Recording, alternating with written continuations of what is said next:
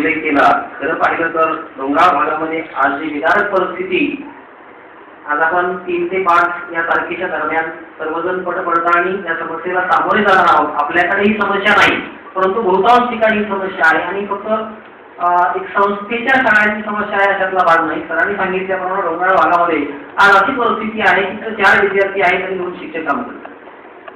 शासनाचा नाविलाज आहे, विद्यार्थी कमी असले तरी शिक्षकांना शासनाला सेवेतून कमी करता येत नाही. आणि याला जिम्मेदार कोण आहे? समाज किती जिम्मेदार आहे? आपण शिक्षक या नात्याने किती जिम्मेदार आहोत? पर्यवेक्षी यंत्रणा, अधिकारी जी यंत्रणा आहे ती याला किती जिम्मेदार आहे? बरोबरच हा एक विचार मंथनाचा विषय होऊ शकतो. आणि त्यांनी आजच्या या केंद्र संमेलनाचा जो विषय आहे सातत्यपूर्ण सर्वंकष मूल्यमापन या विषयावर सविस्तर अशा प्रकारचे या ठिकाणी विचार मंथन होणार आहे, चर्चा होणार आहे. सरांनी उल्लेख केल्याप्रमाणे या ठिकाणी तज्ञ मार्गदर्शक, मी हा शब्द उच्चारायचा म्हणून उल्लेख केला, आपणच या ठिकाणी या विषयाच्या अनुषंगाने येणाऱ्या काही समस्या आहेत, अडचणी काय आहेत आणि त्यावर उपाय काय शोधता येतील याच्यावर आपण या ठिकाणी चर्चा करणार आहोत. विचारांची आदान प्रदान, देवाणघेवाण या ठिकाणी घडवून आणणार आहोत. धन्यवाद जाधव सर.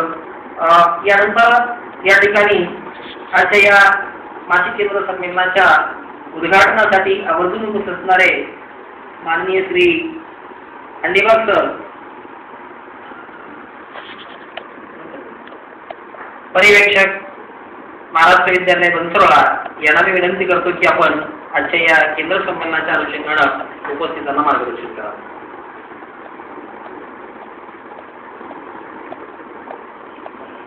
आजच्या द्वितीय गट संमेलनाचे अध्यक्ष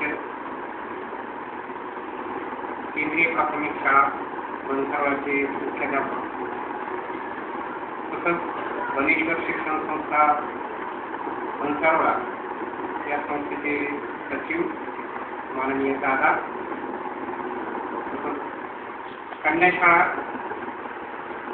माध्यमिक उच्च माध्यमिकच्या प्राचार्य चव्हाण मॅडम, तज्ञ मार्गदर्शक कदम सर, केंद्रांतर्गत सर्व शाळांचे मुख्याध्यापक तसंच इतर सहकारी शिक्षक मंडळी,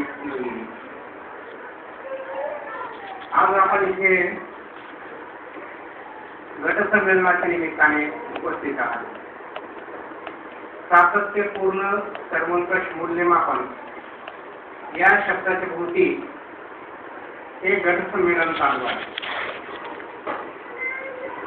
मला असं वाटतं की यापूर्वी ही मूल्यमापन प्रक्रिया चालू होती, पण त्यामध्ये थोडासा बदल केलेला आहे आणि तो बदल म्हणजे सातत्यपूर्ण. जे सध्या मूल्यमापन आपल्याला करायचं आहे ते दररोज करायचं आहे आणि त्याची नोंद आपल्याला करायची आहे. पूर्वी फक्त वर्षातनं वेगवेगळ्या परीक्षा घेतल्या जायच्या आणि त्याच्या नोंदी केल्या जायच्या, त्यांना गुण दिले जायचे. कदाचित ते गुण अंक राहून जायचे. जर ते गुण त्यांच्या अंगी बांधलेच नाहीत तर त्याला गुण म्हणायचं की अंक, असा प्रश्न पडतो. म्हणून कदाचित ती प्रक्रिया उदयास आलेली आहे आणि ती खरी आहे असं मला वाटतं. कारण विद्यार्थी, आपण, समाजातील सर्व घटक ते आपल्या गुणांची उधळण सतत करत असतात, पावलोपावली करत असतात. तेव्हा आपल्याला मुलांकडून नेमकं काय अपेक्षित आहे हे त्यांना आपण वर्गात ज्या पद्धतीने शिकवतो त्यापेक्षा ते आपण जर आपल्या वर्तनातून दाखवलं तर त्याचा परिणाम मुलांवर निश्चितच अधिक पडतो, हे लक्षात येतं. आणि नेमकं ते आपण बघणं गरजेचं आहे आणि त्यांच्यातील चांगल्या गुणांची त्यांना जाणीव करून जर दिली तर अवगुण असलेले जे आहेत ते निश्चितच कमी होतील. आपण प्रत्येक गोष्टीकडे थोडं वैज्ञानिक दृष्टिकोनातून जर पाहिलं तर त्याची विद्यार्थ्यांना निश्चितच चांगली सवय लागेल. एक उदाहरण म्हणून द्यायचं झालं तर आम्ही इथे तुळशीची झाडं लावण्याचा प्रकल्प घेतला. सगळ्या वर्गाच्या समोर तुळशी लावलेली आहे. आपण पाहतो की त्याला आध्यात्मिक महत्व आहे प्रत्येक घरासमोर तुळशीचं झाड असतं, तुळशी वृंदावन याला आपण म्हणतो. त्या तुळशीला दररोज एक तांब्या पाणी घालणं, त्याला 5 प्रदक्षिणा घेणं हे आपल्याला माहित आहे. पण त्याच्या मागचा वैज्ञानिक दृष्टिकोन जर आपण जाणून घेतला तर त्याचं महत्त्व लक्षात येईल आणि त्याच्याविषयीची जी अंधश्रद्धा आहे ती दूर होईल की प्रदक्षिणा घालायच्या किंवा हे कशासाठी करायचं. तर तुळस ही एक अशी वनस्पती आहे की ज्यामध्ये सतत प्रकाश संश्लेषण प्रक्रिया होते आणि प्रकाश संश्लेषण प्रक्रियेमधून ऑक्सिजनची निर्मिती होते आणि तो ऑक्सिजन ही वनस्पती चौफेर बाहेर टाकत असते. म्हणून तो ऑक्सिजन आपल्याला जर मिळाला तर आपल्याला आल्हाददायक वाटेल. म्हणून सकाळच्या वेळेला त्या वनस्पतीला लागणारं जे दिवसभराचं पाणी आहे ते 1 तांब्या पुरेच आहे. म्हणून तेवढं पाणी त्याला द्यायचं आणि त्याच्या भोवतालून 5 फेऱ्या मारायच्या. याचा अर्थ त्याच्या भोवताली पसरलेला जो ऑक्सिजन आहे तो आपल्याला मिळवायचा आणि त्यामुळे आपल्याला आल्हाददायक वाटेल. आज मोठ्या मोठ्या शहरामधून नेमकी त्याची उणीव झालेली आहे. ऑक्सिजन कमी पडू लागलेलं आहे आणि त्यामुळं तिथलं प्रदूषण जे झालेलं आहे ती अवस्था निर्माण झालेली आहे आणि म्हणून त्यांना गरज आहे याचा अर्थ आपल्याला नाही असं. तर तो ऑक्सिजन मिळवण्याचा दृष्टिकोन त्याच्या पाठीमागे आहे हे आपण लक्षात घेऊ आणि ते मुलांना लक्षात आणून देणं गरजेचं आहे.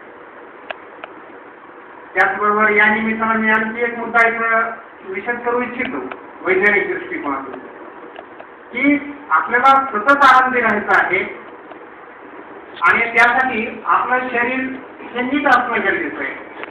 मुलांच्या बाबतीतही तीच अवस्था आहे आणि ते सर्व आपल्या आहार विहारावर अवलंबून आहे. तेव्हा एक गाडीचं उदाहरण दिसायला की गाडी जर सतत चालायची असेल तर त्यात इंधन असलं पाहिजे.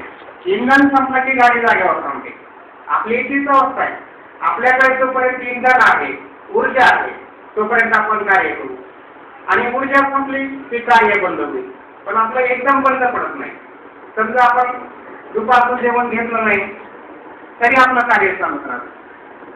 पण कार्य कसं चालतं हे लक्षात घेतलं पाहिजे की आपल्या शरीरामध्ये असलेले जे इतर घटक आहेत मग ती फॅट असते त्या फॅटची ऊर्जा तयार केली जाते आणि आपलं कार्य चालवलं जातं.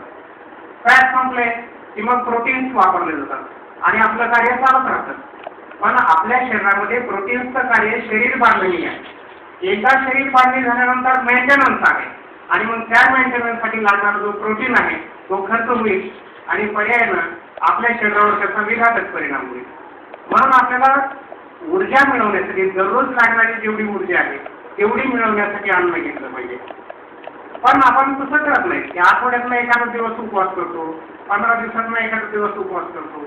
आपण असं म्हणतो की काहीतरी कारखान्यात क्लिनिंगसाठी बंद असतोच नाही एक दिवस. पण त्या कारखान्याचं ठीक आहे पण आपला कारखाना हा एकदाच चालू झालेला आहे आणि एकदाच बंद पडतो, पुन्हा सुरू करता येत नाही. म्हणून त्याला क्लिनिंगची गरज नाही.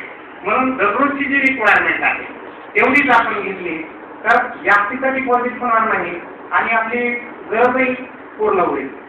तर या छोट्या छोट्या गोष्टी आपण लहान मुलांना जर आपल्या वर्तनातून दाखवून दिल्या तर त्याचा निश्चितच त्यांच्यावर जास्त परिणाम होईल आणि म्हणून त्यांच्या दररोजच्या वर्तनाचं निरीक्षण करून त्याच्या नोंदी करून त्याची प्रचिती त्याला दिली तर ती निश्चितच अधिक फायद्याची ठरेल आणि म्हणून या क्षेत्राला निश्चित अर्थ प्राप्त झालेला आहे असं मला वाटतं.